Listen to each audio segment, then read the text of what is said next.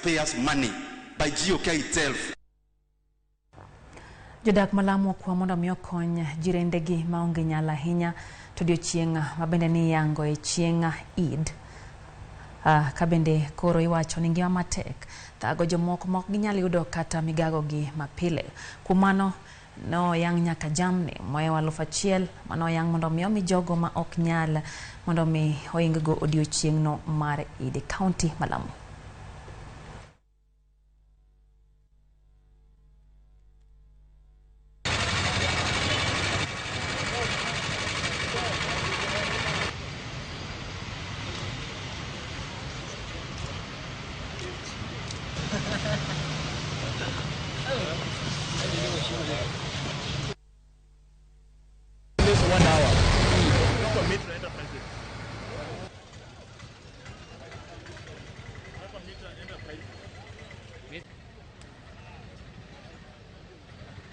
Yeye kama tumpigia kura na akashinda. Sasa mbona sihudumia wananchi vile nitakana?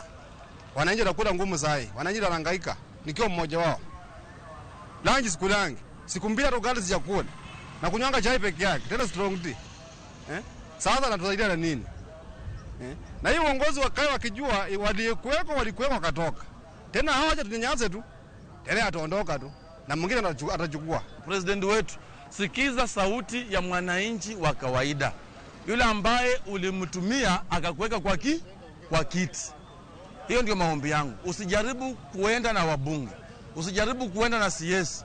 Usijaribu kuenda na ambassadors. Usijaribu kuenda na wale ambao na governors na senators. Enda na sauti ya mwananchi mnyonge ambaye ako nyumbani analala hoye, ana chakula, ana maji, ana stima.